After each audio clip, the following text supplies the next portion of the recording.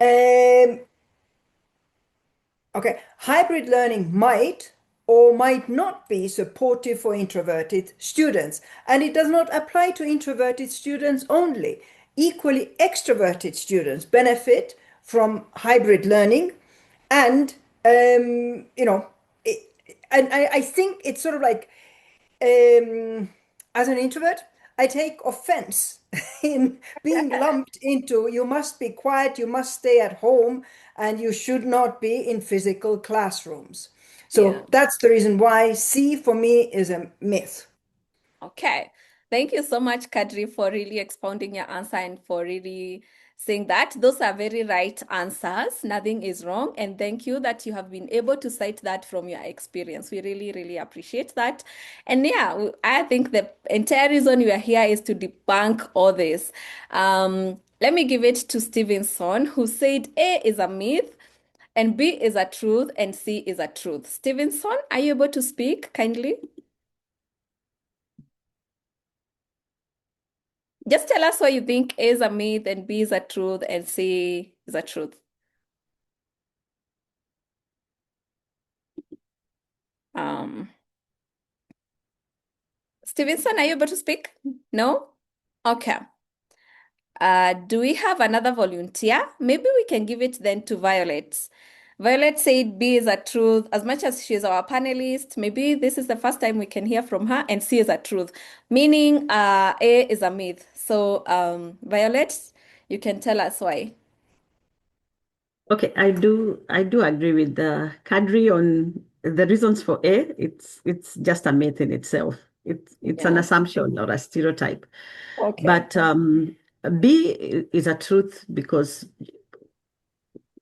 what can I say? Yeah, engaging children Mm. really is critical for them to remain active within a classroom. So that in itself is a truth that for you to have kids interested in the learning they're doing at that time, yeah, you need B.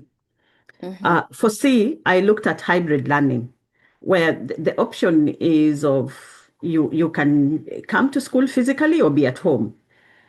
Now, like Kadri, okay, um, I did partly homeschooling, and I've also run Oaks Excellence Academy and interacted a lot with homeschooling parents. And it's very interesting, and even just parents generally or students.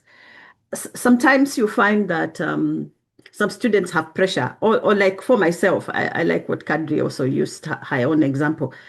I have tendencies of being introverted, and I wish I could just be by myself. I use a lot of energy to be in the company of people. And so I'm imagining if I'm in a classroom, and maybe there are times that there's a subject that I can actually internalize without having to physically go to school. I would appreciate it if it is given to me in a different form.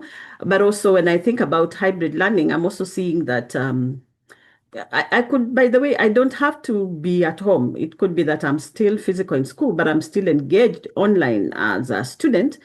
And I find that I can independently learn without having to have the teacher with me at that time. So there are things I can really do online without without real engagement. So I look and I feel like okay, we talked about introverted. I sometimes feel like sometimes it's good to give people choices of how they would want to learn because the essence is learning, not Yeah. the mood. Yeah. That Yeah. that's very true. I like the way you have capped it up. At the end of the day, the essence is learning, whether you're an extrovert, introvert, an ambivert. And really, thank you so much, Violet and Kandri, for those answers. All answers are right. And really, it's based on experience. And at the end of the day, just a reminder to the parents, the teachers in the room, it's what's best for your child. Remember, this is a child-centered approach. So it's really just good to emphasize on that. So again, a big shout out to everyone who has joined us this evening. I can still see that people are joining. Please feel welcome to the session. You can just quickly type in the chat where you're coming from, where you're joining from. It would just be nice to see you're in Nairobi, you're in Mombasa, you're in the USA, so that we can all know that we are here together. Yeah, and you are not far behind. We're just starting the session, and just some few rules, housekeeping, in terms of time management. We just have like 2 to 5 minutes response limits per turn to keep the conversation flowing.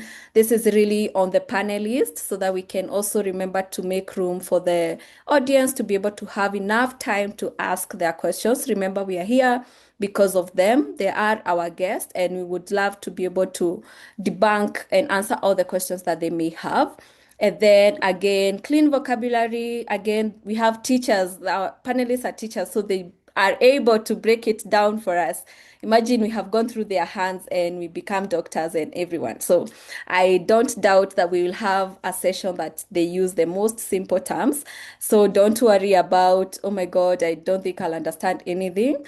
No, you will definitely understand. And what you don't understand, remember you have the opportunity to ask. Okay, so yeah, and I just want to welcome tonight's panelists. They will also have a moment to introduce themselves. We have Mr. Enoch Mohol. He's the director and founder of Oaks Excellence Academy, and he has been able to champion holistic, child-centered education and stress-free academic pathways. Similarly to Violet Mohol, who is Mrs. Mohol. She is an educator and a PhD candidate from the University of Illinois, specializing in competency-based education, child development, and learning psychology. So I didn't add here, but she's also a director of Oaks Excellence Academy. Yeah.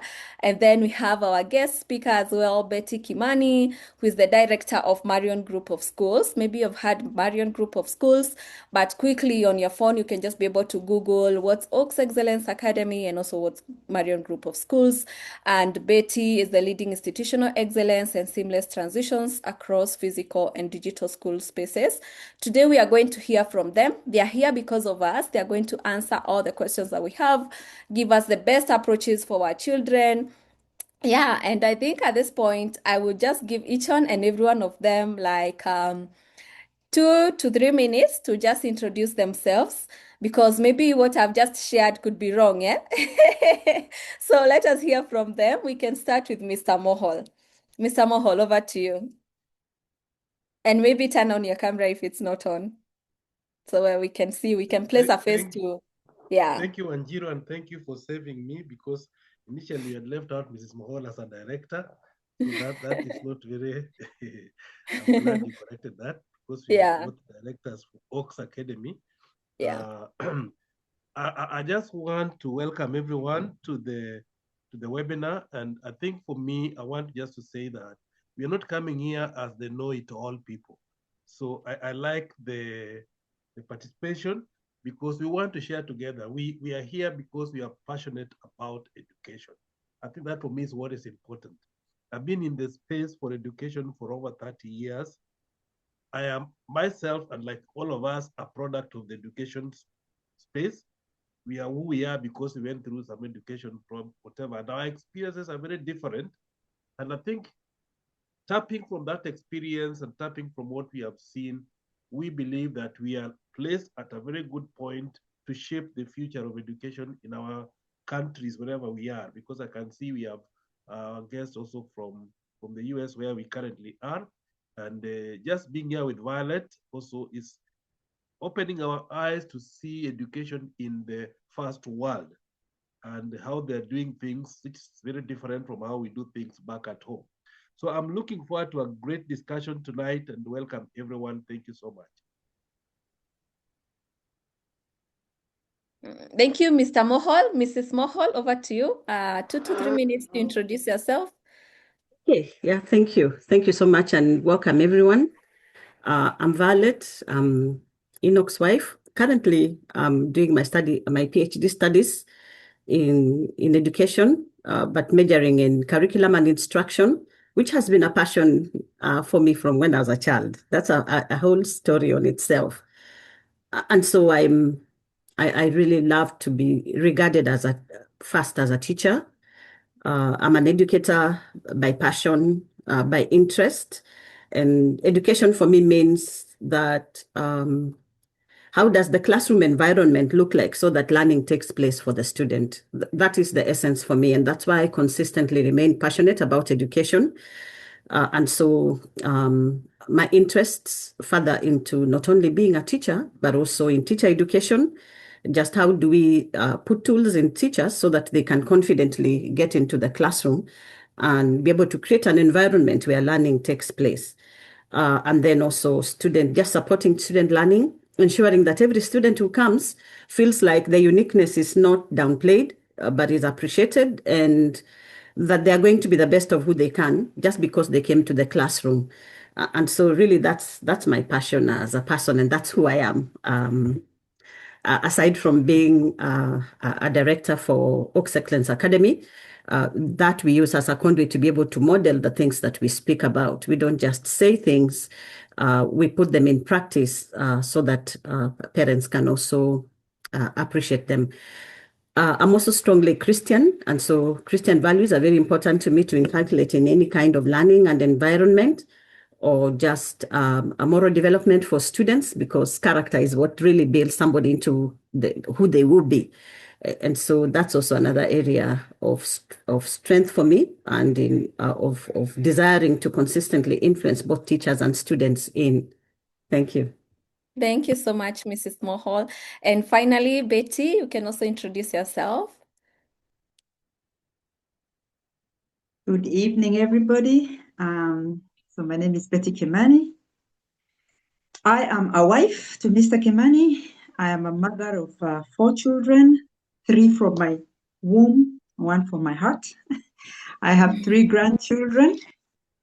I joined the Marion schools 36 years ago, but the school itself is 43 years, having been established by my parents, my late father and my mom, the Reverend Hannah. I'm a product of the A-level system, like Enoch and Violet, right? So a lot of my experiences is because of my own personal experiences, moving from an A-level system and thinking it is the best, and that's the one that we went through, then having to learn about the 844, and then learning about the ACE system, because our last one went through ACE at Faith Ventures Christian Academy, then getting introduced to homeschooling and online learning. And now, of course, another new learning curve with the CBE curriculum. So I'm a product of all this curriculum, and each presents its own interesting dynamics, new learnings, new challenges, learning and relearning.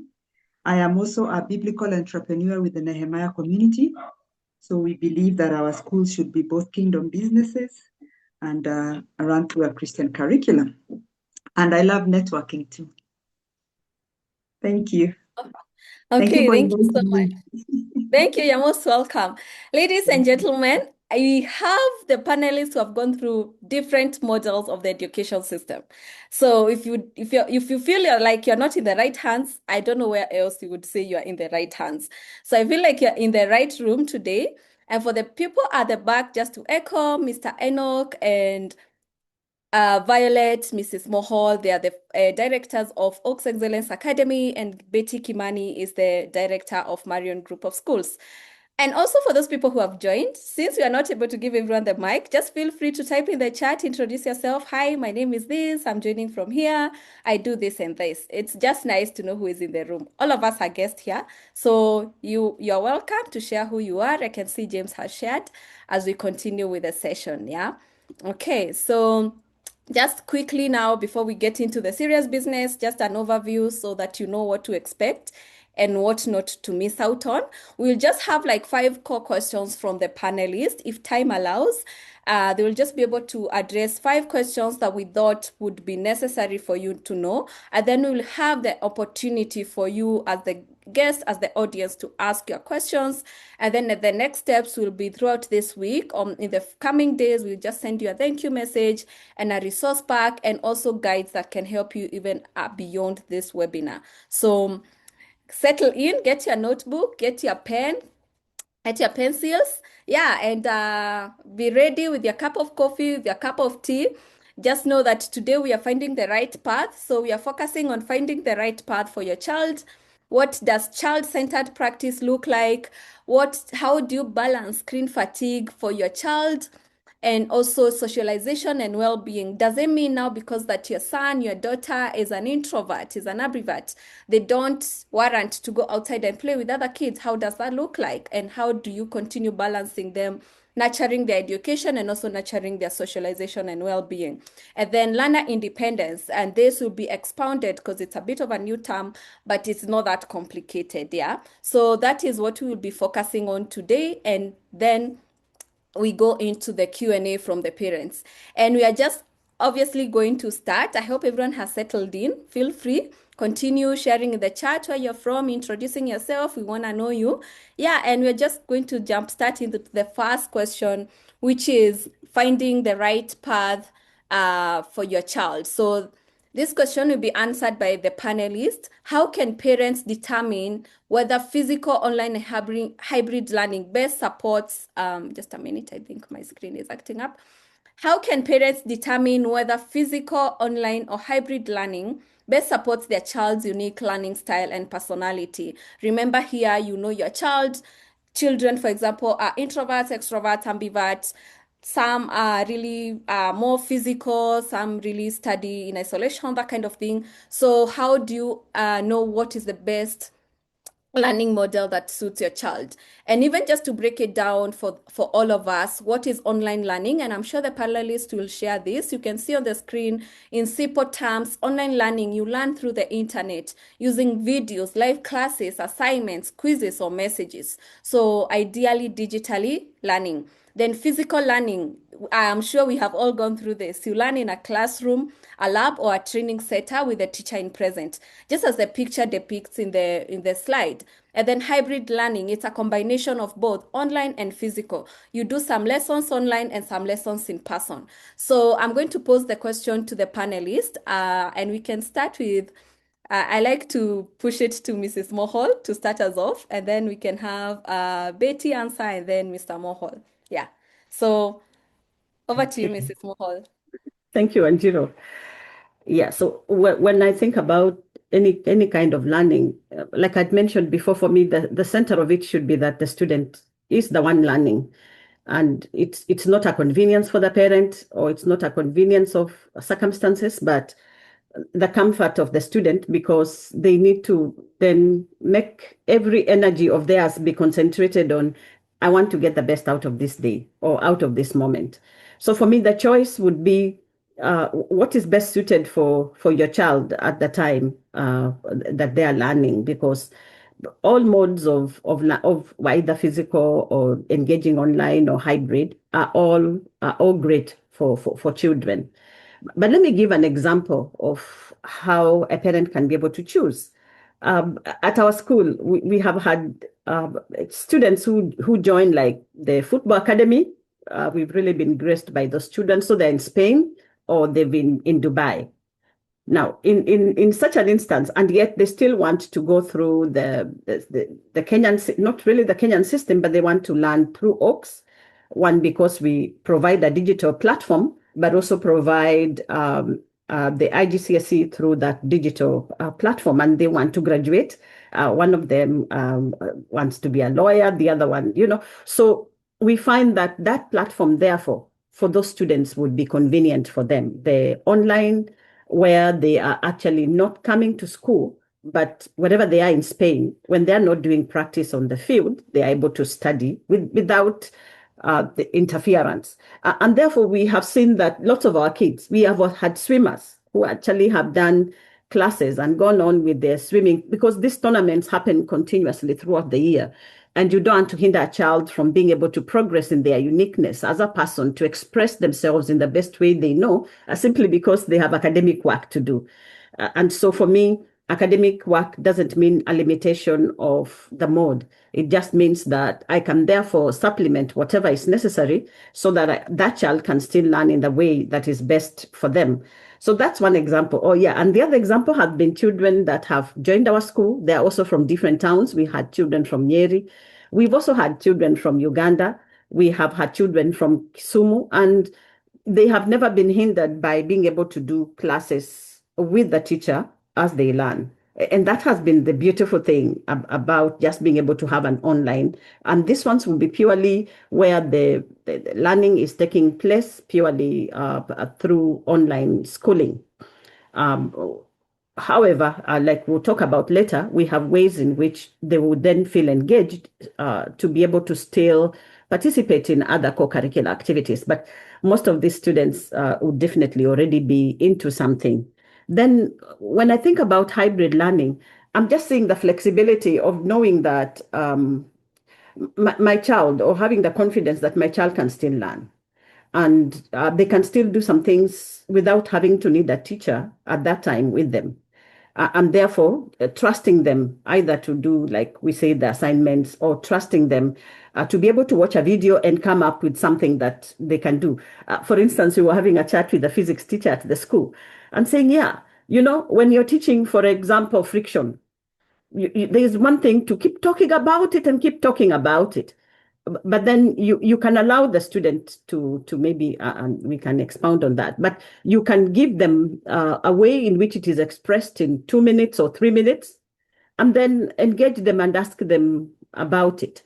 And so you find that in itself creates like a way in which a child can still engage both ways. They can go watch the video and then come and physically be able to just extend themselves or say what they have seen or what they have experienced. So for me, really, either modes are just great for children. I think for me, it's more of which is the best in the way the child is looking like at that time, that you can be able to use. Yeah, I think I that will be my response to it for now. Thank you, Mrs. Mohol. Over to Betty. Betty, how can parents determine whether physical, online, or hybrid learning best supports the unique learning style and personality? First of all, I think Violet has done an excellent job in literally looking at the child. That's where I was going to start. You first look at the child, and you don't have to wait for the child to be at school. You can already tell the kind of child you have right from home. So just watching the child and being observant and seeing what it is that they like, because learning is not just the academic. Even when they were at home, there is learning. What are they learning at the home, and how do they seem to be wanting to learn better? Especially maybe, do they want to do it alone? Do they want to do it with somebody else? If they are siblings, do they look like they're asking questions? If their parents are there, So just right from home, even before they go to school, because by the time you go to school or to online or to blended, you've already chosen, So usually from my experience is parents first choose. So there are parents who choose homeschooling, like Kadri and the Mohols, right from the word go. And then others like me, we chose physical schools, right from the word go. And others go, all the kinds of blended learning. So, what I wanted to add on top of what Violet has said, that was perfect, looking at the child. It is also important for you to look at yourself as a parent and how best, because remember, it's a parent who is supporting the child. All right. So if you, for example, let me give you a very good example. An example. I told you I talk about my own experiences when I first went to ACE curriculum. I wanted my son to be the one to join the curriculum. All right. I'm homeschooling, sorry. But when I was told that homeschooling is for the parent, I didn't even want to know now whether the homeschooling works for the son, my son, or not. And that's the reality of it, So you may want something, you may want homeschooling, for example, and then you're told, no, the way as we do homeschooling at Oak, it is the parent. So I asked, you mean I can't get a parent? I can't get a teacher, that kind of a thing. So for me, that immediately, unfortunately or fortunately, the whole story of homeschooling didn't now work for me. So there's also a reality, qua ground, You may want, for example, your child to go online, for example, right? But when you look at your situation, you're not able to sustain that online because of maybe your internet issues or wherever you are. So for me, I think it is important to look at both the child and the parent, because you may have something that's excellent for the child, but if you as the parent are not able to support your child, then you may actually have to abdicate responsibility, which is what some of us, I mean, parents do. You applicate your responsibility to somebody else. So the best case scenario would be, what is this thing that meets the child and the parent? And both of you can now maximize whatever it is that you chose. So the other thing is that once the child goes into a school, you can still also get feedback.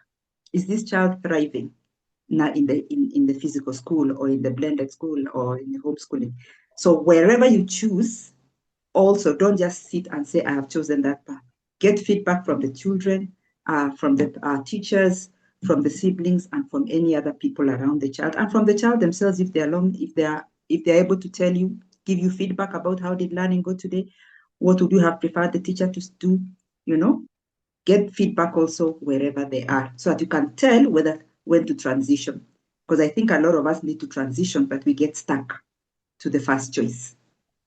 Thank you. Thank you so much for that brilliant answer. And Mr. Mohol, you are on mute. Happens. Sorry, I'm saying talking Yeah. after experts is very difficult. Me, I'm a builder. Me, I build schools, then I encourage people to. But anyway, I think just to add something little, if you look at all those three phrases you've used, Wanjiro, the common word in all of them is the word learning. And I don't think it's a mistake. I think it's a very pointed one. So when we understand what learning is, this whole aspect of hybrid, physical, online, doesn't become a big problem, because if our focus remains learning, then we always want to ask ourselves, is learning taking place? And you see, learning in a small way, without going to a lot of many things, is basically a continuous process of acquiring knowledge, acquiring, skills, of attitude and behavior change. And the essence is that it takes place in a variety of ways. But the end result is that you want to see a change in the learner. And that change is demonstrated when the learner exhibits certain things, attitude, their way of thinking, their way of interacting, and even how they can express the knowledge and the skills that they have acquired. So when you look at that, you'll realize, like I think Val said, and even Betty has also emphasized, there'll be different forms and there'll be different ways in which you can be able to adjust. But the main focus for me would be, we should not let, it's like if you are on the steering. I mean, right now I know we have smart cars here, like in the US. I have not gotten the courage to get into a driverless taxi yet, because I still don't believe that air can drive me. But they're there and people are using them. But the traditional way is like, you don't take your eyes off the road. If you went to a driving school, you are not supposed to get your eyes off the road. And I think that is, for me, is the main focus here. Learning is like that. What is that road? What are we focusing on? Learning. Okay. So if it can be achieved through online, like Violet gave the example in our school, where we have students who go for long period of time because they are doing test trials in soccer in Spain and other places, their education is not curtailed. So they can now switch to online learning and they'll still be able to get the experience. So that, for me, is what I want to say, that as a parent and even as teachers, I think this is probably just also not just for parents alone. Our focus should always be, is that learning taking place in the best way possible for the interest of this child at any given point in time. Thank you so much. Yeah, I'm sure the panelists might have questions later. We go on to the next question. And this one is based on child-centered practice. What does child-centered education actually look like in everyday physical, online, and hybrid learning environments? And I think this time we can start with Betty.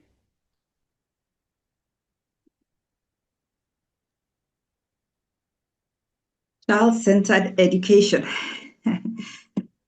Sometimes, can you hear me? Yeah, sometimes Yes. we try to think about child-centeredness. It's very easy to sometimes, how do I say it?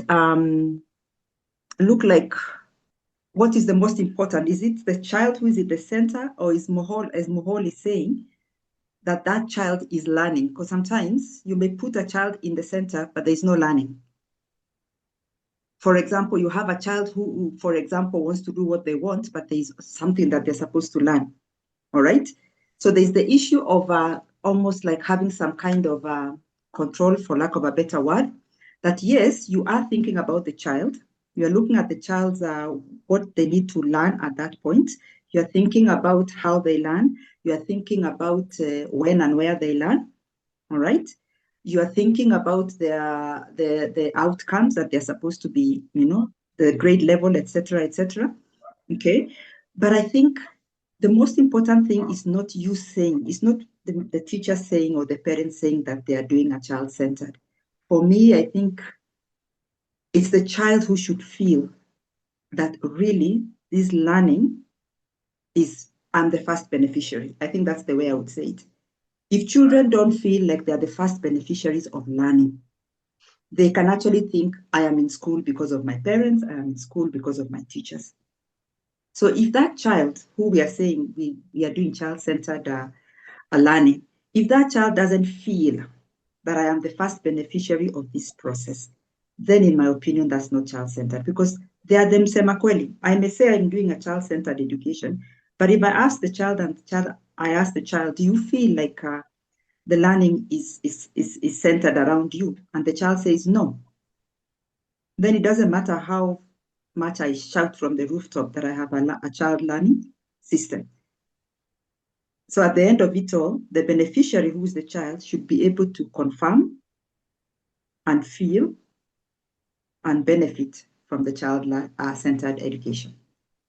I really like that because I know we have some of us or most have been victims of doing a degree for their parents. I really like Exactly. that you pointed that out. Yeah. I'll also give it to Mr. Mohol and then we finish with Mrs. Mohol. Okay. Thank you, Wanjiru. Maybe I'll just want to give you I don't know, I'll try to do it very quickly.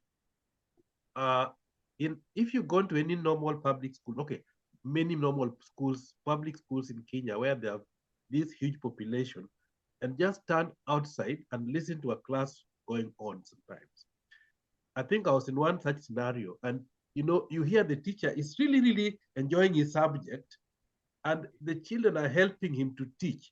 So he's starting statements, and some children are finishing for him. So, 2 plus 2 is 4, yes. And the teacher is going on, and the teacher is very, very enthusiastic. And at the end, he will leave and he knows he has taught the class, and he'll probably give the children an assignment, and then he'll move on. But at the end of the day, when you now go to assess each of those individual children, you realize there's a very tiny fraction of the class that was with that teacher. The rest were lost, felt left out, and that is what they've become used to. That is what their experience is. And so when we talk about child-centered learning, it changes that emphasis. The teacher ceases to be the sage on the stage, so to speak. The teacher becomes a facilitator. So you want to be able to bring down yourself to where you allow every child to get an experience. So at the end of the day, you want to ask yourself, how is every child going to participate and learn?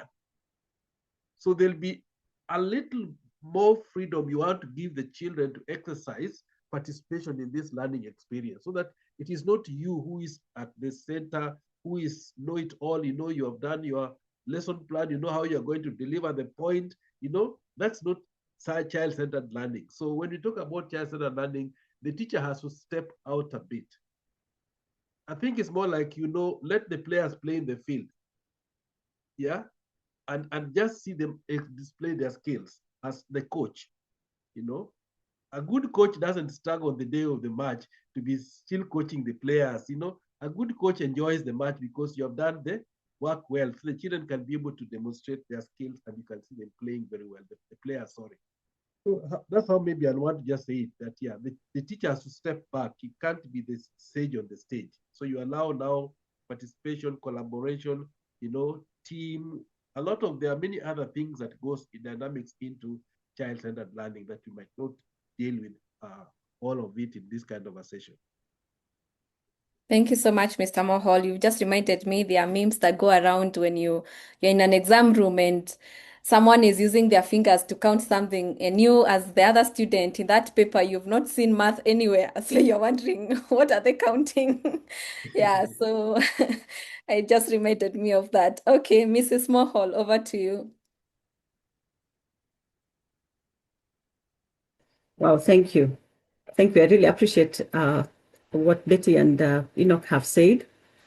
When I think about child-centered practice, maybe I'll go to the technical word in itself, because as researchers bring out, when they say such terms, there's research behind it and there's a reason behind it. So within the child-centered practice, it means that the classrooms are just teacher-guided. The teacher becomes someone who is working alongside the children as they learn, more than being teacher-led, meaning like how we all learned, or how most of learning is done, where there is a board and everybody's facing me. And I, like Enoch said, I'm the owner of knowledge and I'll give it to you and you receive it. So with child-centered practice, the idea is that the child can be able to be a participant of also creating knowledge together with the child. They call it co-construction of knowledge. So together with the teacher, you are not the only one who knows. And again, I'll go back to math and physics, because this is just a recent example I've given. I'm actually an English and literature teacher. I love the arts, but I ventured into sciences as a result of interest. But one of the examples I can give when I'm thinking about, again, okay, let me use math.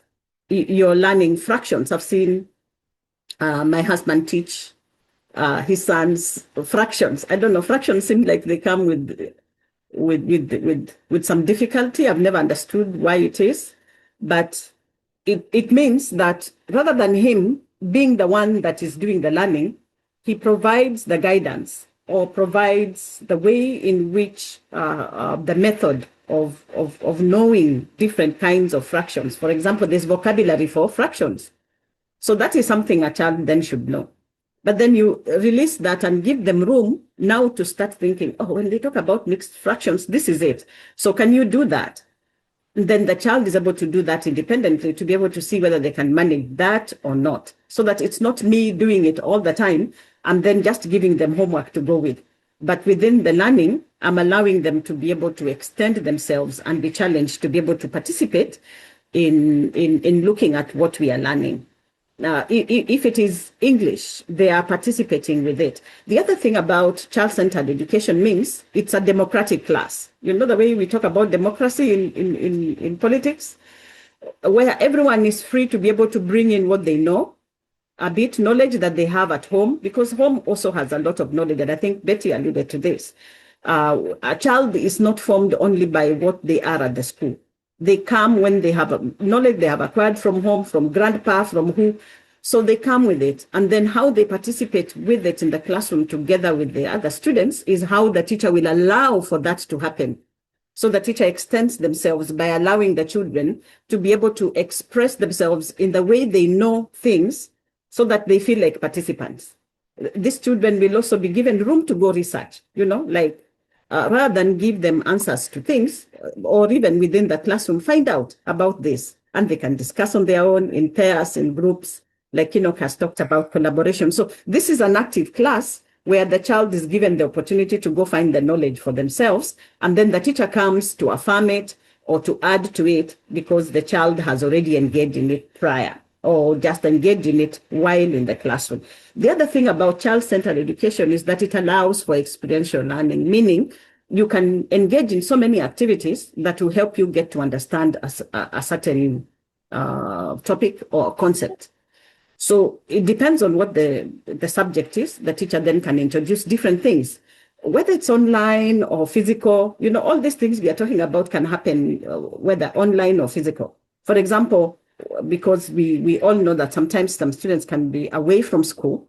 Maybe let me use that example of an online classroom. If I'm thinking about a student who is far away in Spain and they are in my classroom, the way I would engage them when I'm thinking about experiential learning is just to be able to allow for them, first of all, to engage with the material that we are going to work on as we come to class, and then giving them room, asking, giving them room like 15 minutes of your time. So what did you guys discover?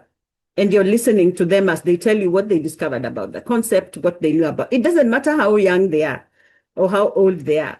I have seen 4-year-olds, 3-year-olds engage in learning at their level without any pressure. And that's what we call experiential learning. I'm bringing different ways in which I want my kids to be comfortable. I'm using different activities and I'm giving them room. Whether I'm using online or whether they're coming physically to school, it doesn't mean they're not remaining engaged. Then the last thing, which is very critical, is always teaching children, even as it's child-centered, within their context. Sometimes we take contexts of Nairobi and we expect a child in Wajir to be able to identify with them. Now, for me, that's where a teacher is very, very critical, because a child in Nairobi is more exposed to different things, including the technology we are using and talking about. But a child maybe in Wajir may have a different context altogether. Nancy, sorry. Nancy, you should mute. Can somebody? Okay. Oh, okay. Yeah, she has. Yeah. So I was just saying, connection with the community where the child comes from, so that they are not relearning something for them to learn. You know, sometimes when you don't learn things out of within your context, you have to understand that thing first. And that's what I realized. We used an American system for many years to teach our children. We loved the idea of it being ingrained with Christian values. But many times, a lot of things they were learning were in an American context. They even had to learn how cars are called within the American way, because then they couldn't understand the story well. Or the examples of things that they were being given from a different context. Now, that makes learning a bit problematic in its own way, because then a child has to learn things like in 2 steps. First of all, I've got to learn that context, then do it. So for me, community is also very important when you think about child-centered. Make it relevant to the child where they are. If children in your context have never seen fish or eaten fish, why are we introducing it as though it's a major thing? Introduce it as something that other people do, but then use the examples they have within their context. So when I think about child practice, that's what I'm looking at. And in whichever mode you use it, just be careful that the child is at the center of the learning by being the one that is creating the knowledge together with you as a teacher. So the learning is being guided rather than being led by you.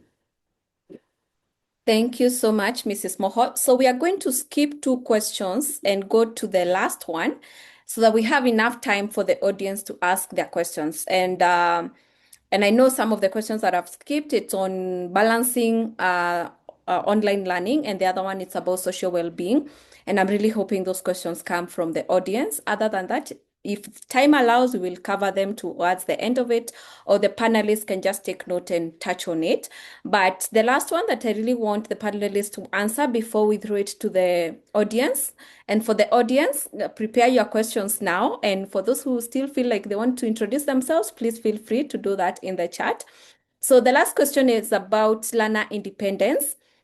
And just to give a different, this one, Mrs. Mohol will give us like the exact definition of what learner independence is. And I remember I shared with her this question and she said, this is a whole other topic, but you know what? We want you to learn new things and new concepts every day so that you can be able to better your child's education. So learner independence, as is on the screen, you can just take a photo of the screen so that you can refer as we speak through this, is learning to learn by yourself with teacher support when needed. It does not mean the learner never gets help. It means they're active, responsible, and able to guide their own learning. A short example, a student who reads ahead, completes practice work, asks questions when stuck, and reviews mistakes after class is showing learner independence. And I'm sure you may have interacted with your children where they are really going ahead and learning and, showing up, being proactive. A very simple version is dependent learner waits for the teacher to tell them everything. Then the independent learner, which is what we are talking about, learner independence, takes charge of the learning and keeps improving on their own. So from this, let's hear what our panelists have to say about learner independence. At what age and through what specific steps should parents shift learning accountability to the students? So we can start with Mrs. Mohol. Okay, thank you. Thank you, Anjiro. As you are just introducing that, I was thinking about how can you break down independence? Um, and some of the phrases we have used or stereotypes we have used in education before is that a child is an empty slate that just needs to be written on. So they come empty, and you as a teacher, you have the responsibility to write on them. And that's a stereotype that we carry. And that's why we carry the burden of thinking that we must be the ones who give children information. Without respecting the fact that they are already informed, by the way, by the time sometimes they're coming to you. And there is no one in life who hasn't had the experiences that they bring to the classroom. Then the other stereotype is that they're a sponge, so they soak in any information. And why I'm calling them stereotypes is because sometimes we use stereotypes to be able to form how children learn, rather than really how it should be. So for me, when I'm thinking about learner independence, I'm looking at intellectual freedom, knowing that every child has the capacity, every child has the ability. You need to trust that, no matter how young they are. Just watch 3-year-olds, even those that are not talking. I have been observing a class of children that are between 3 and 5.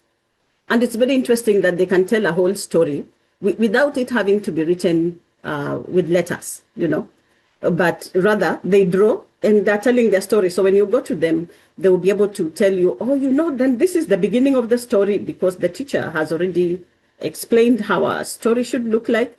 And so now they interpret it in their own way and practice it. And so they draw pictures of different things that they want to express. For me, that is allowing for a child to be able to use their capacity and what they know or understand of what you're saying, and then they do it. So it doesn't matter the age. They can do it as young as 3, they can do it as young as 1. It just means that you need to put it at the child's level of understanding. The other thing about independence is that I'm appreciating your uniqueness that you're bringing with you. So they're just people, it's very interesting to see how people are inclined towards certain things. And this is because of our background.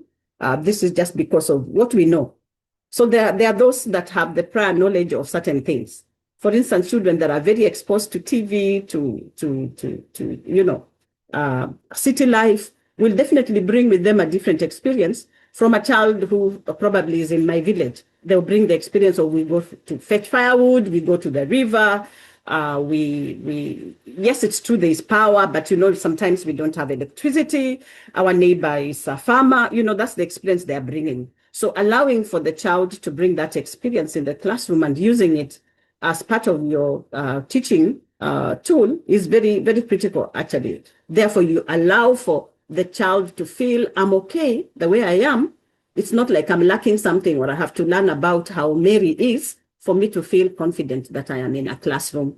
So now that I know I'm okay, why don't I use what I know? Because the teacher has aligned their learning and the lessons towards understanding that I am going to be coming from a village where many people are businessmen or businesswomen, or people go to sell tomatoes in the evening in our market, So for me, learner independence doesn't have like an age limit.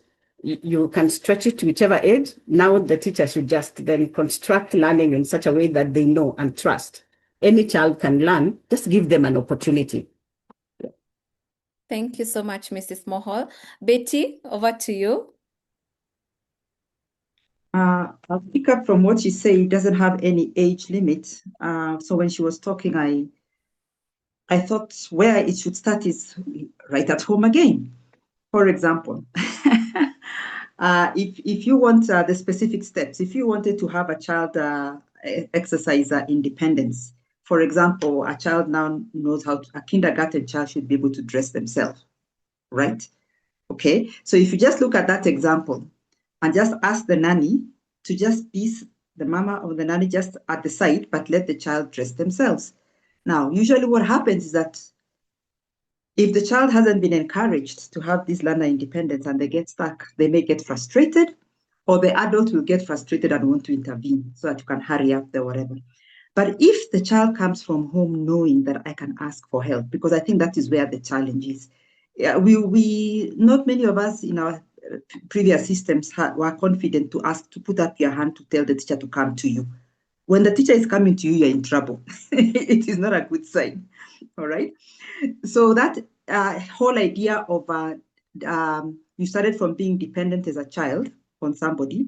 Now we are going to independence.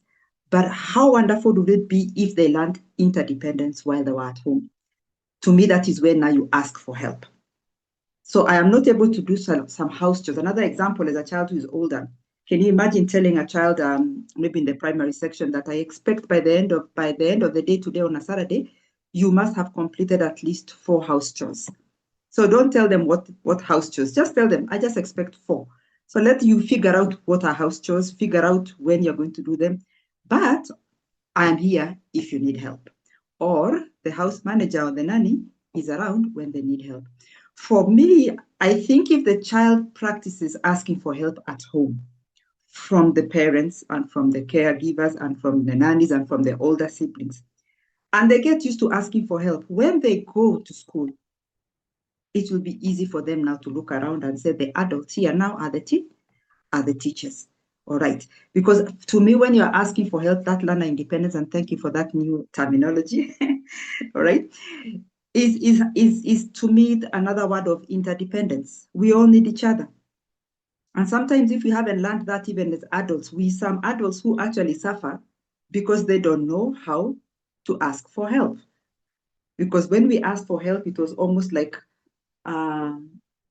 it's like you're admitting that you don't know how to do something, and that usually got you into trouble.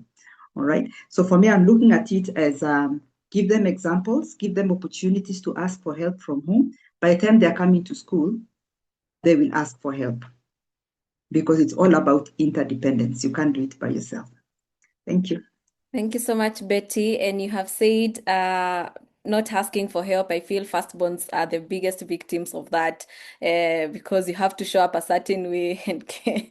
So yeah, it's good that you shared that. And we have parents and teachers in the chat just to recognize that. And finally, Mr. Mohol, you can say something and then we can open up the floor to the audience. So the audience, prepare your questions. You'll unmute your mic or you'll type in the chat. So Mr. Mohol, over to you. I think I just want to give an experience. We have our neighbor here, and on Mondays, they normally are in some session, so they are not able to be with their child. So we go to fetch her from school. She's in the, what you can call, what, she's 3-year-old.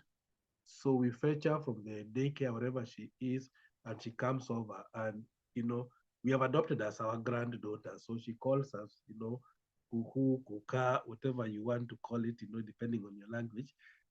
But just observing that little girl, I have come to appreciate the fact that training in independence is a very intentional thing. So the missing or the weak link is sometimes we do spoon feeding. Either as teachers or even as parents, we can do spoon feeding without necessarily realizing we are harming the children. I'll give you 2 specific things. That her name is Bernice. Bernice is very, very protective of the things she has known to do by herself. And she wouldn't allow you to do that for her.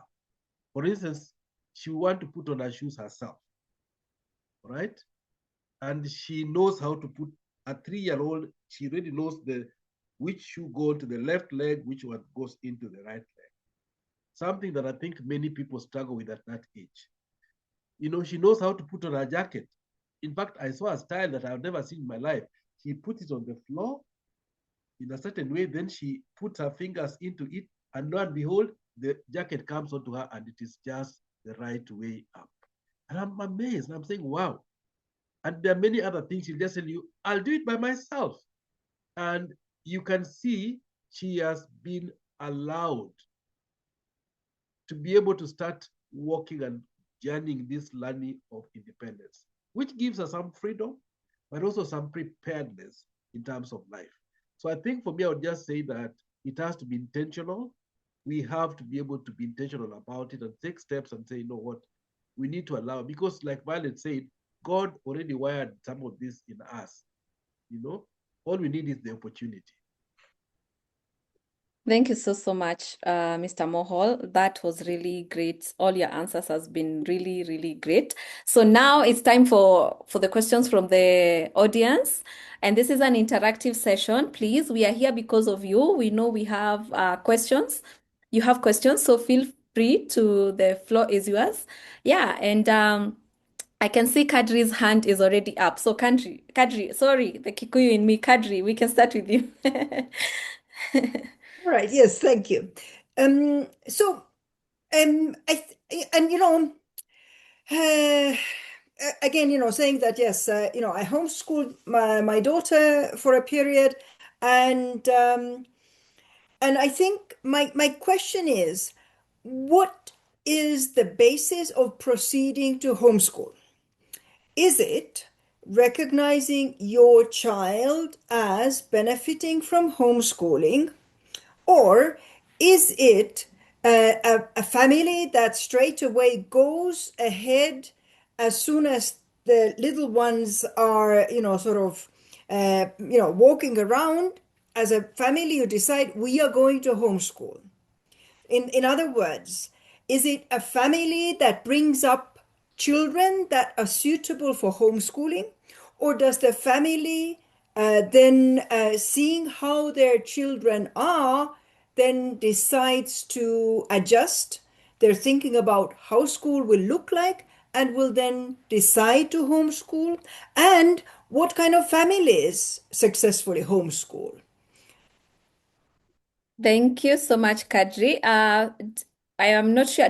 Are you specifically asking someone the question, one of the panelists, Oh, or they can all answer? experts. I mean, all of you are experts. And you see, Okay. I'm sort of looking at it from the perspective that, there could be parents, in the, audience here right now who Yeah. are saying, is it too late for me to homeschool? Or Mm. is homeschooling something that, can occur at any given time? So, yeah, so many Okay. thoughts along those lines. Okay. We can have the entire panelist answer. We can start with Mr. Mohol. I feel like Mr. Mohol is ready to speak. I would have preferred Violet to respond. Okay. Okay, she can respond. Then we can have Betty as well respond. Yeah, thank you. Thank you for asking, Kadri, and you're asking parents who have also homeschooled their kids. At the time we made the decision to homeschool, it was us parents making the decision because we had a value-based education we wanted to use, but also we felt like it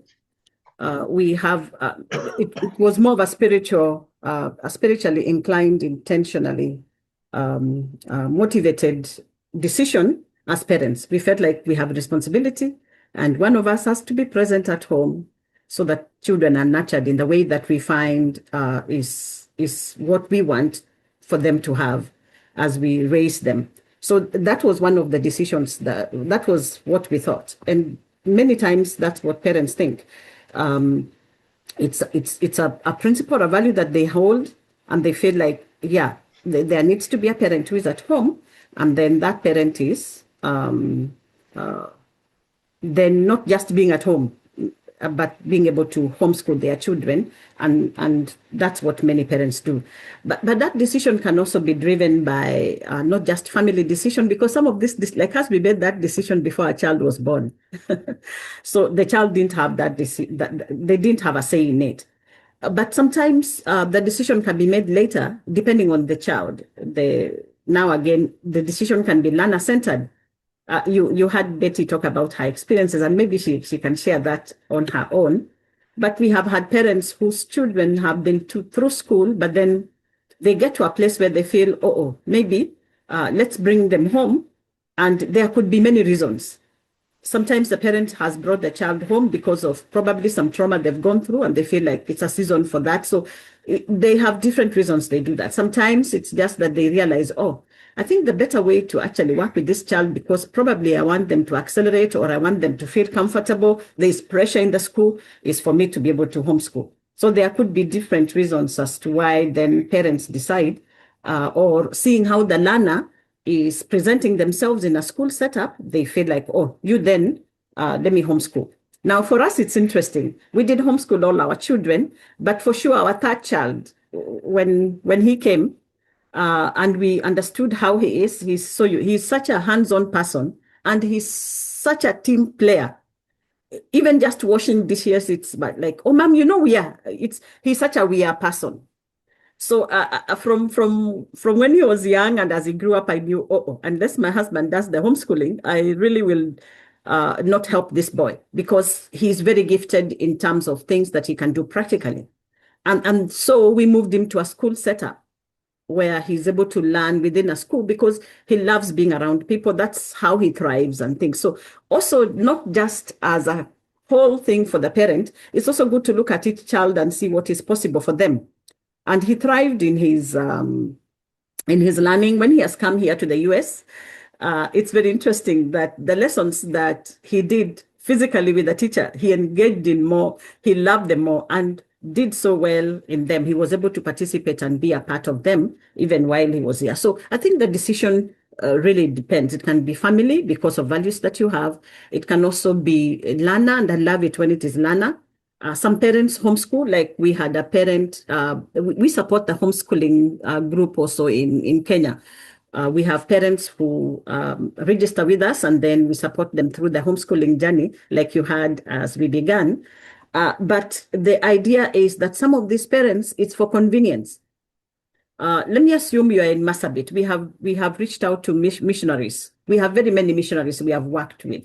They could be in Marsabit, they could be in Cabernet, in the rural and in areas where schooling may not provide, the children may not be provided with quality education immediately. So what do? Being out there, they still want a quality education for their children. They also know the language or the context in which the child is coming into may not be best suited for them until after a time. And so they choose to homeschool. So again, it can also just be a choice. So when it comes to homeschooling, I'm learning to tell any parent that is choosing to homeschool to do it first with the child, depending on how old the child is, respecting who the child is and knowing that this is the best for them. But also, if you have values and you feel those are the ones that you want to carry through, there's nothing wrong with that. And lastly, of course, being flexible enough to know that you can homeschool, you can take your child to school, you can do online without it looking like it's cast in stone. Yeah. Thank you think so that's much, Mrs. Okay. Betty, I know you have something to add on to that. Actually, to add, because I was going to talk about the parents that I have met who have homeschooled, and I try to dig a little bit deeper about why they chose homeschooling.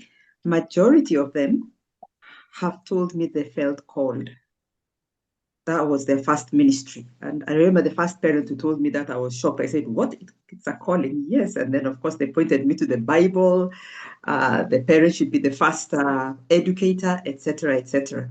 So those are the first reasons. You just feel called to educate your children. However, having been in the Marian schools for all these years, I have also seen that there are parents who go into homeschooling for different reasons now.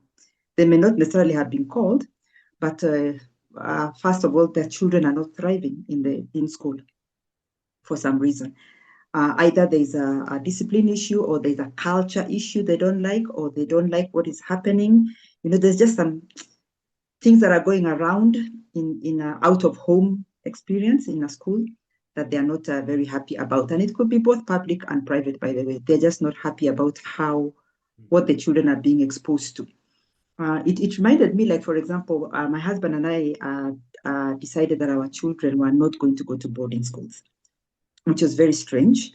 For majority of 844 people are all about boarding schools. Well, it helped that Kimani and I, my husband and I, did not go to boarding school ourselves. Our first experience of boarding was at the university.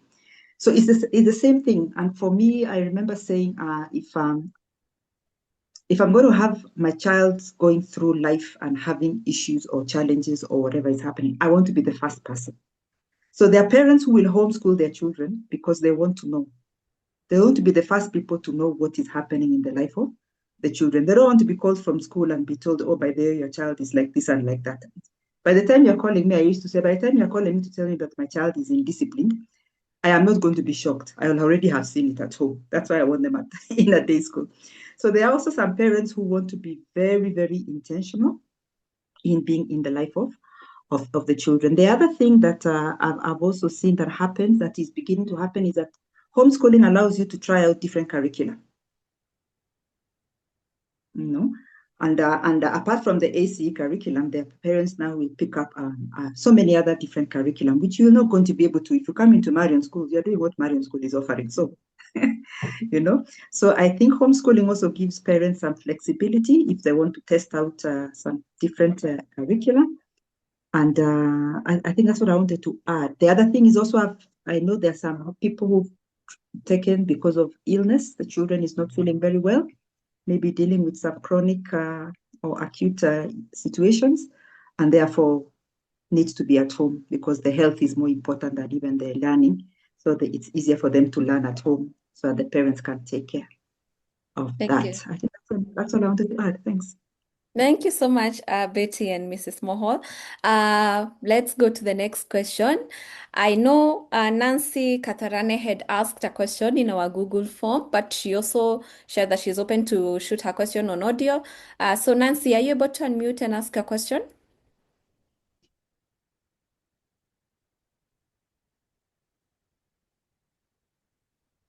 I can see she's saying, Yeah. looking at CBE, are you able to ask? Just continue. Just continue. Okay. Okay. Looking at CBE, how do homeschooling children get registered for the different stages of assessment? So that's sorry. Nancy has asked, looking at CBE, how do homeschooling children get registered for the different stages of assessment? We can start with Betty, actually. So she was just speaking. No, I was just smiling because it sounds like it is my question, but I realize it isn't because for us, our children of CPE are all in the school. So I was curious to know how it happens. Then I can chip in. Maybe I can say something, and I'm glad Betty's here. So maybe Betty will probably confirm this. What we need to understand is that the education doesn't happen in a void. Education happens within a very regulated atmosphere in any given country. So you'll find that there are laws and there are regulations, there are policy frameworks.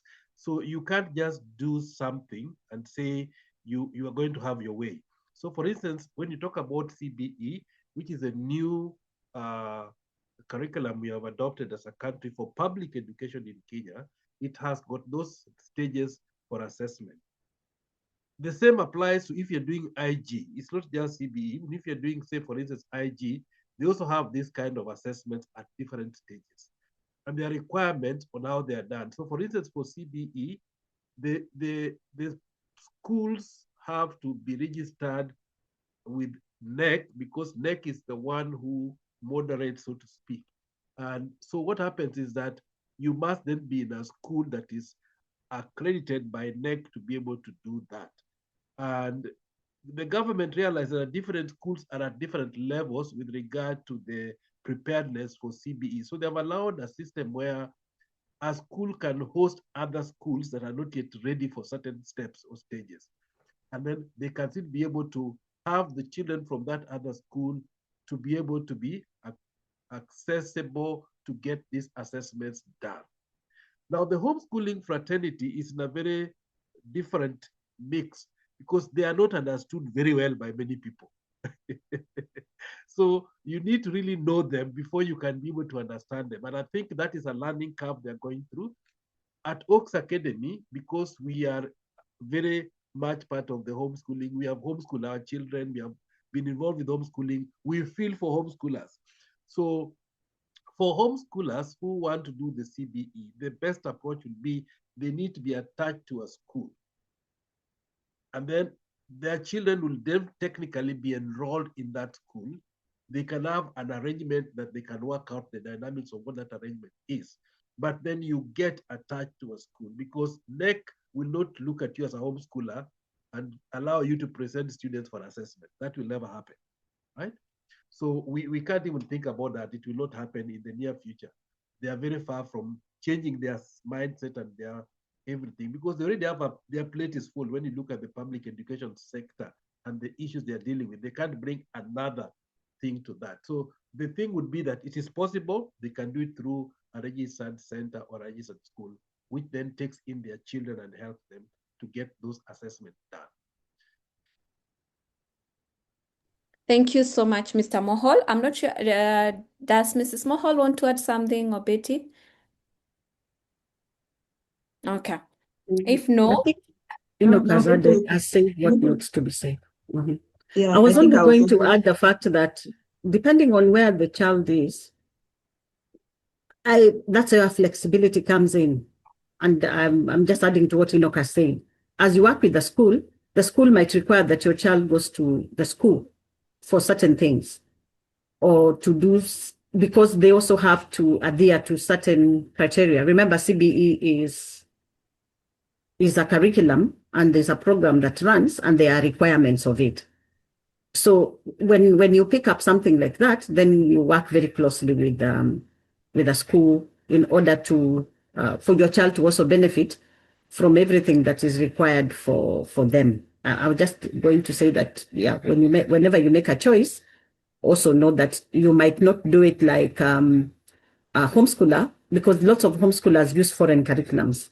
You might not do it in the same way, so that we remove the fact that it will be the same thing. No, this is a curriculum. It's just like using IGCSE at home. There is a way in which there are certain things you must do that you can't just take for granted. You should be able to do them. Yeah, so I was just going.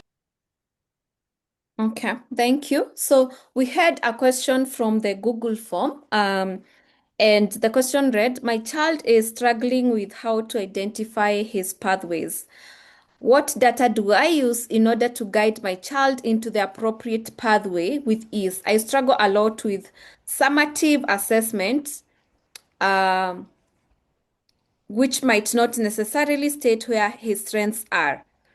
So I think Nancy can help me type that question in the chat. Yeah, but the first one and the second one, my child is struggling with how to identify his pathways. What data do I use in order to guide my child into the appropriate pathway with ease? I struggle a lot with summative assessment, which might not necessarily state where his strengths are. Yeah, so the question is already in the chat. So I think I'll give the entire panelist. We can start with Mrs. Mohol. Fine. When I think about summative assessments, I'm assuming that she's saying it is you can't depend on exams or tests that are given at the end to be able to determine who your child is. And it will depend on what curriculum you've chosen for your child. And also it will depend on whether they will find like a pathway in Kenya. Something that I really appreciate about what has happened, and I don't know, I would want to hear Betty's input, but something that I've really appreciated about the CBE curriculum that is being presented right now is that already a child can be able to choose their pathway early enough. And for me, I find that it gives them room to be able to then channel themselves towards it. I'm hoping that they've not become exam oriented. They were supposed to be more of assessments and more proficiency, so that we see what do you know as you progress. So if we are looking at CBE, I think that has already been put within the system. Now, any other, for instance, if you're using the IGCSE, that is totally exam oriented, but you can be able to make a choice of the subjects that your child then chooses to do when they are doing the before they prepare for exams, so that you choose the subjects that they are more inclined to. If they're going into law, if they're going into music, if they're going into languages, whichever one they want, then you pick subjects that are related to that thing. The other thing would be that it's just good to know that your child can receive education, and then you can take them to a middle level college or active at college without having to think that they must attain. Sometimes we are all glued to wanting them to go to university. So sometimes they may just need a media school where they go to learn photography and how to do photography, or play music because they feel like they are DJs, or play whatever it is. So I think for me, it's after you've received the education you have, I can still channel you to what you have. And maybe let me give an example of our son who is very hands-on oriented. He's finished his high school diploma right now, but he's now channeling his energy into construction management because that's his passion. We kept asking, why not cars? Because he also enjoys working on cars. But you see, he's taken a pathway that is of his interest, because many of these pathways only require for you probably to have English and math as the core thing. And if it requires physics, it will tell you. So I also feel like high school, you have a choice of the subjects the child can do. And then when they go to college, pick the college that is best suited for them, because then you'll find that variety. But otherwise, working outside the requirements of given standards, like, in Kenya, if you are to be a nurse, you should have done this. It's going to be very difficult for you. It's good to work within the standards, and then from there, go to a college that probably works for you. So sometimes we find parents who then take foreign curriculums for them to use if they are homeschooling or even in the school. But it doesn't mean that at the end of it all, the child will find a smooth running into where they need to be. So in as much as you will have trained them, they will have worked. I also mentioned earlier that we have students. For instance, we have a student who does the Spanish Academy. So he keeps going back and forth.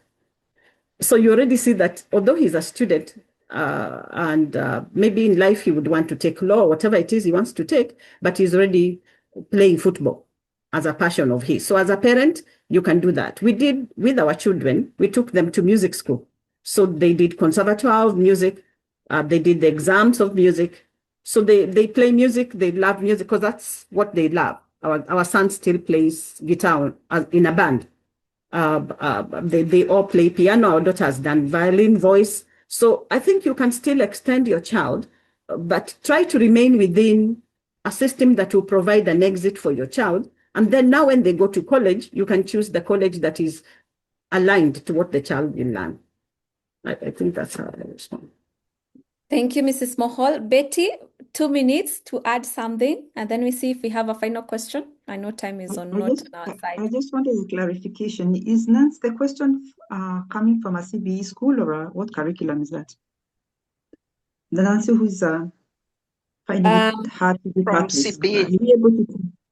Because if Yes, it's Betty. CBE, From because if CBE. it's okay. Because if it's, and which grade are we talking about? He's in grade 8. Grade 8. Oh, okay. Because Yeah. as Violet said, the CBE curriculum, one of the wonderful things that we are excited about is that you are actually able to look at the formative and summative results and be able to be directed. So it's actually possible through there's some digital assessments that are done. Some of us use some private providers. You do some, they take all the results and the formative and the summative, and they're able to quite well tell you which one is the strongest, the second and the third. So it's actually possible. So I'm surprised that there's a big issue in a CBE school. I actually thought maybe it's not the CBE curriculum. So probably, I don't know, probably the school you're in are not using some digital tools. They're using they're not analog. They're using just the teachers are the ones who are looking at the children and looking at their summative. I rarely see the formative assessment report, and that's what I'm struggling with. Yes. And so the other thing is also looking at the trend of what has happened to children who have transited to grade 10 and had already made their choices in grade 9.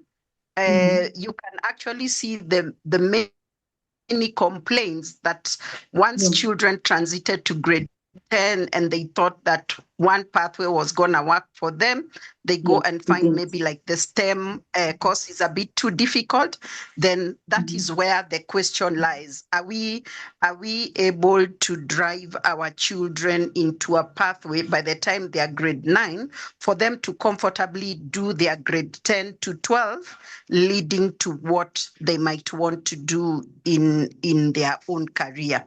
That's where I know the struggle still is. The struggle is there. Actually, it's so true, because right now, because it's a pioneer class, it's just a lot of, as we saw last year, a lot of problems.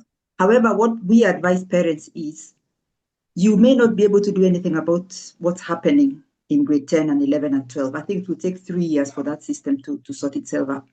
What we tell our parents is that once you've identified that this is the pathway of the child, because what is happening is that they're ending up in schools where sometimes that pathway is not being offered, or the subjects are not being offered. So a lot of them are being forced to drop so they're asking, so what was the point of us choosing this pathway? And then when we come to this school, we are told we can't do arts because in this school we are doing STEM. There was a lot of, for example, a lot of people who've been forced into the STEM pathway, and they wanted to do creative arts, etc., etc. And therefore, what we tell our parents, you need to take back responsibility. This is when now you should really take back responsibility, because you have to ask yourself, do you want the child to get the right pathway, or do you want the school?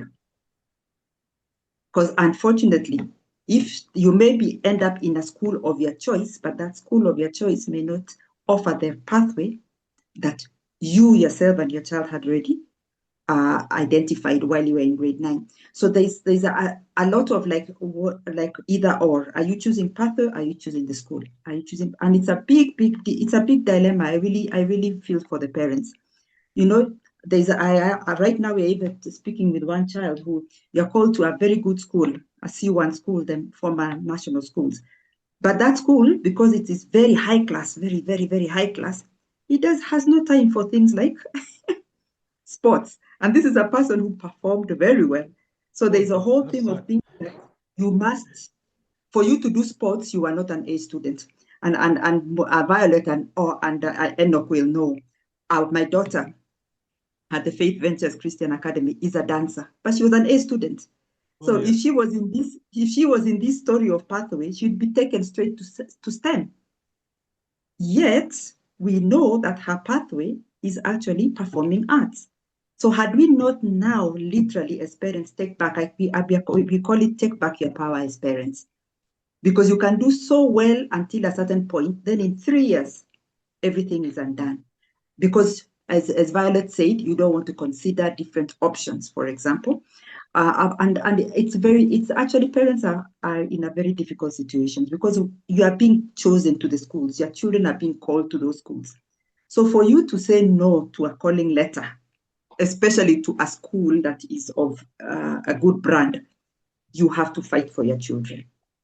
You have to fight for your children. I know there's one of my staff members who literally went to a rural school because that is the school that was offering the exact combination of the subjects that the child wanted.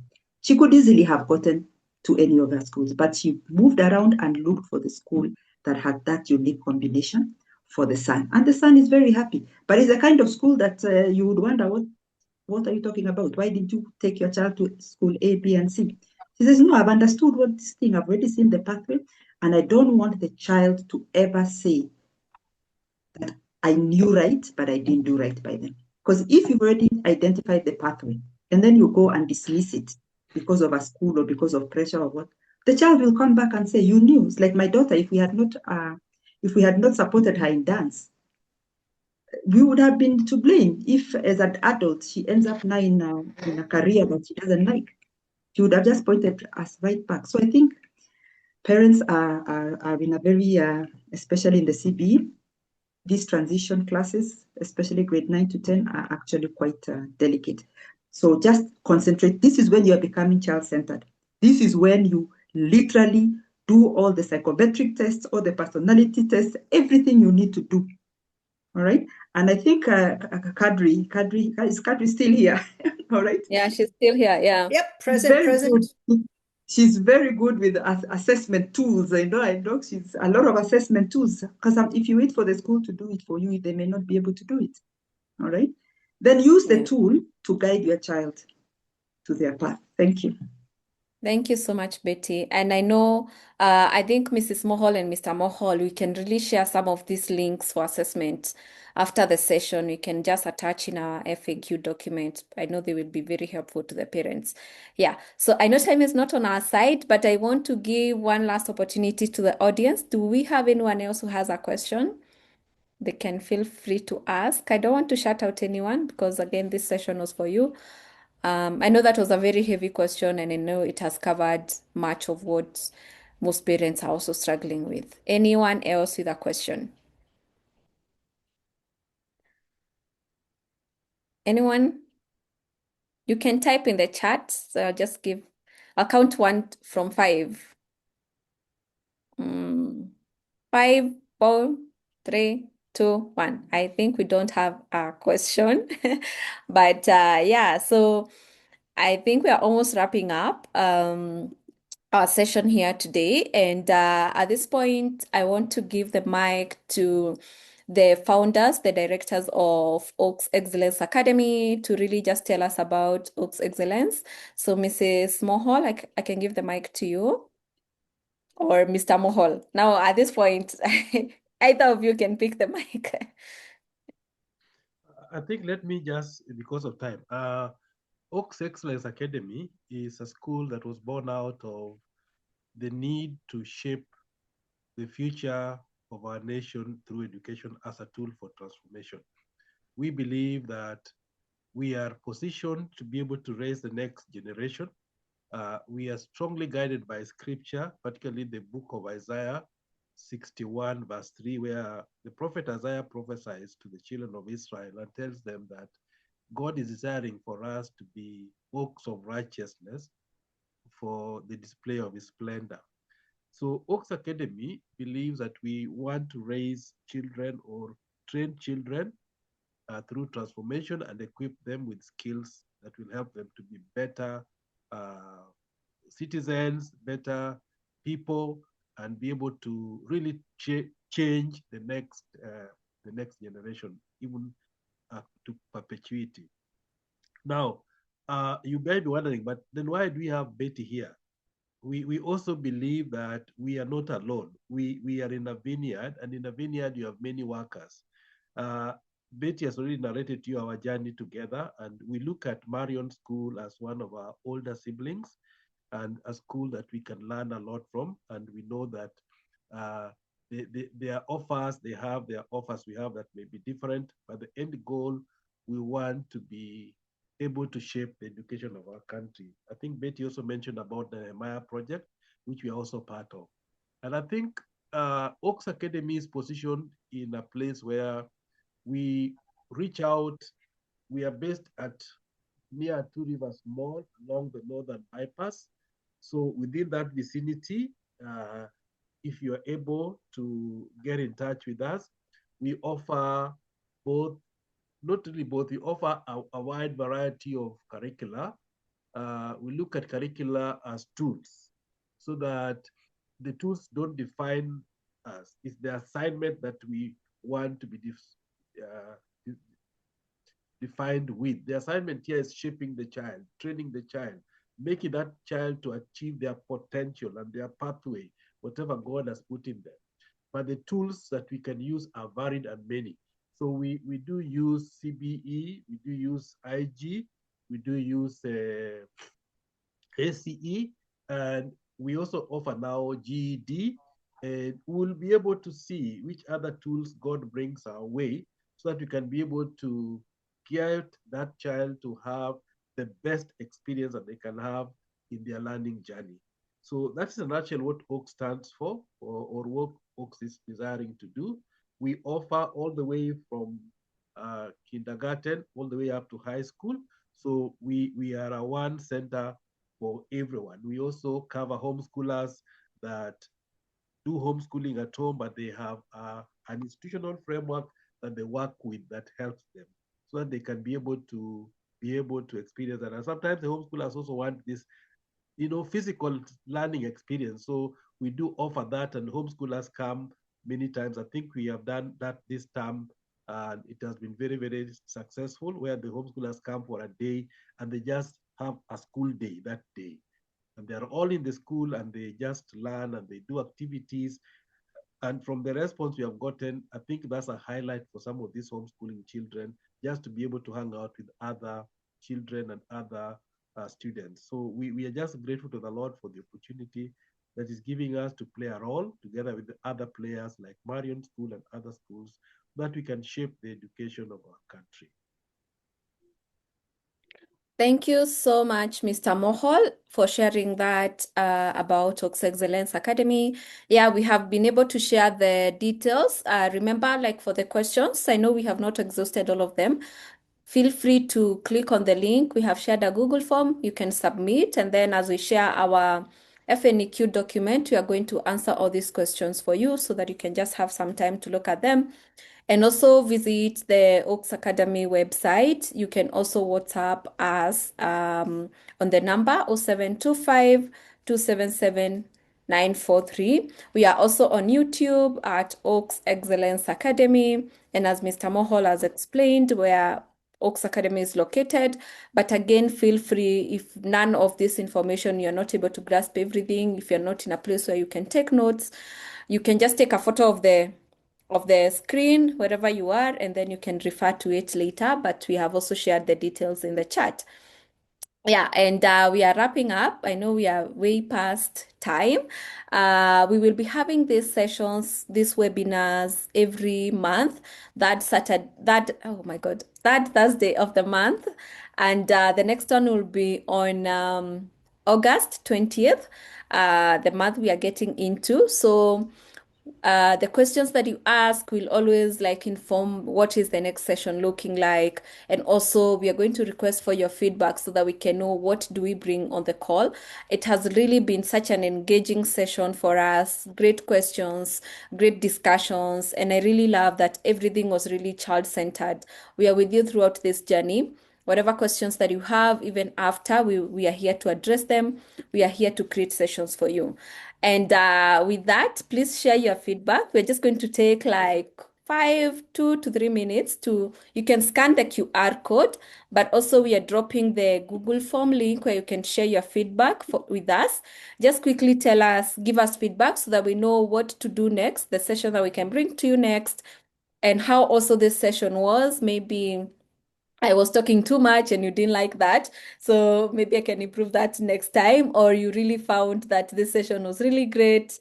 All the points were exactly how you wanted. You found insights. Please also give us our flowers so that we can, be able to show up tomorrow for you. Yeah, so just quickly give us feedback. The link is in the chat. You can just click on the link directly, or you can just scan the QR code on the screen. So just give us 2 minutes to do that.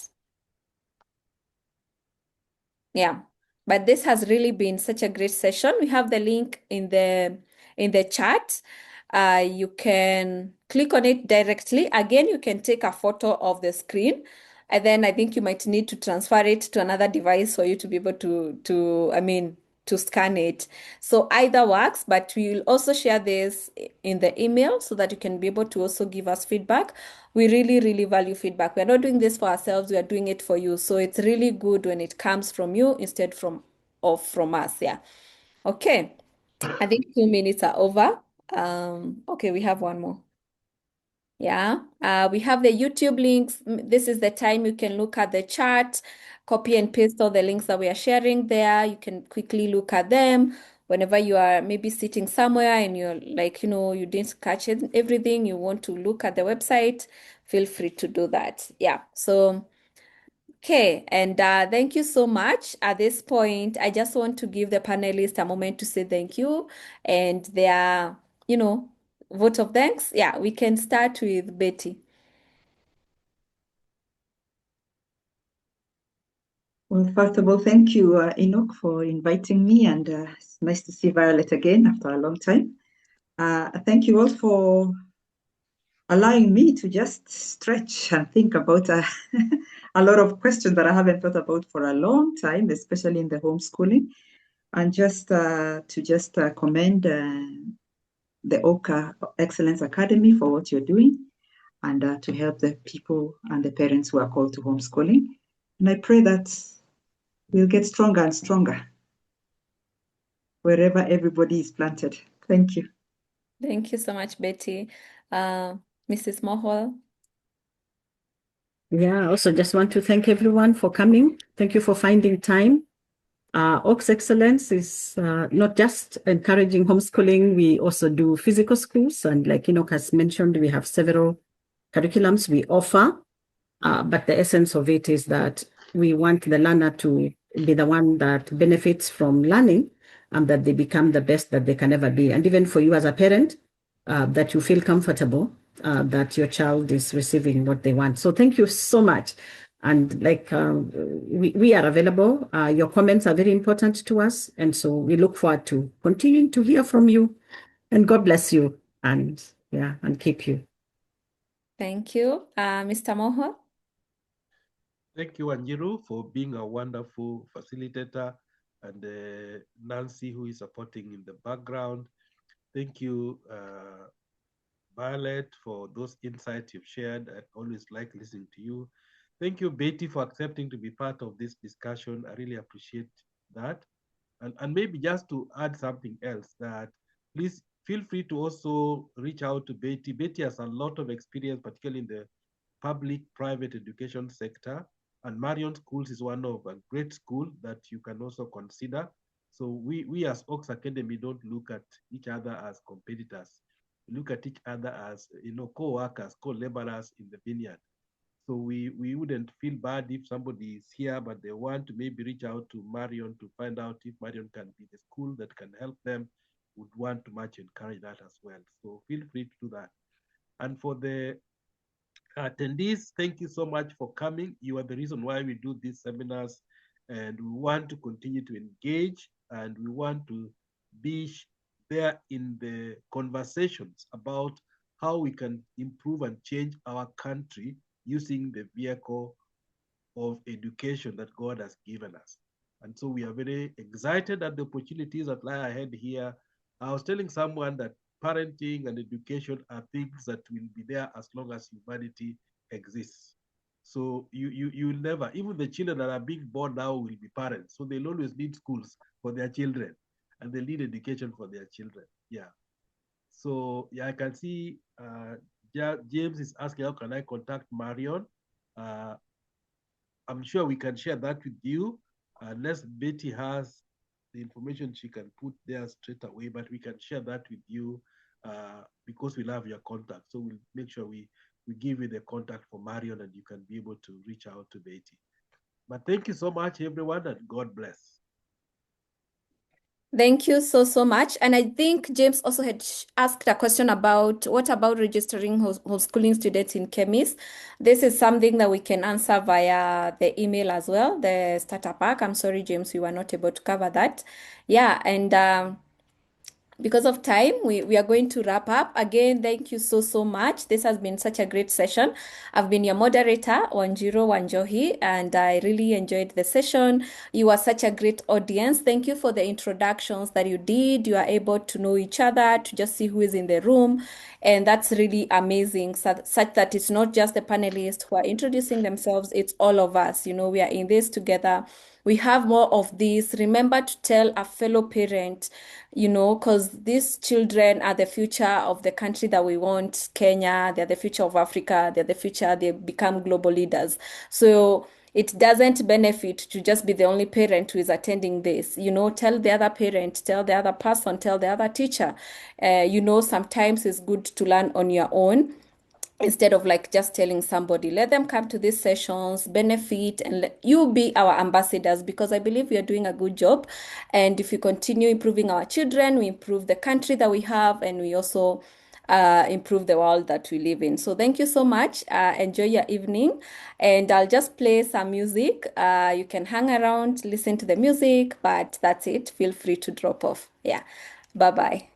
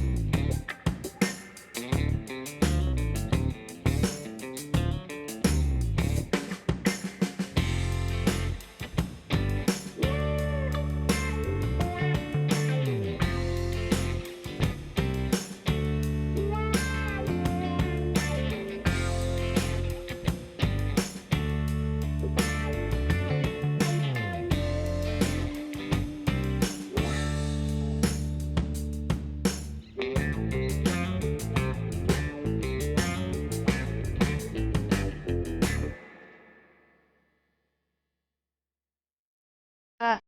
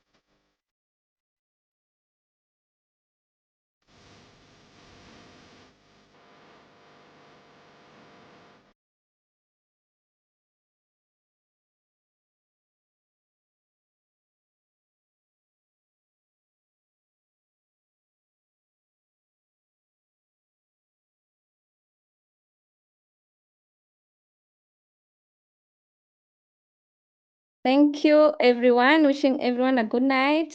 Until next time. Bye bye.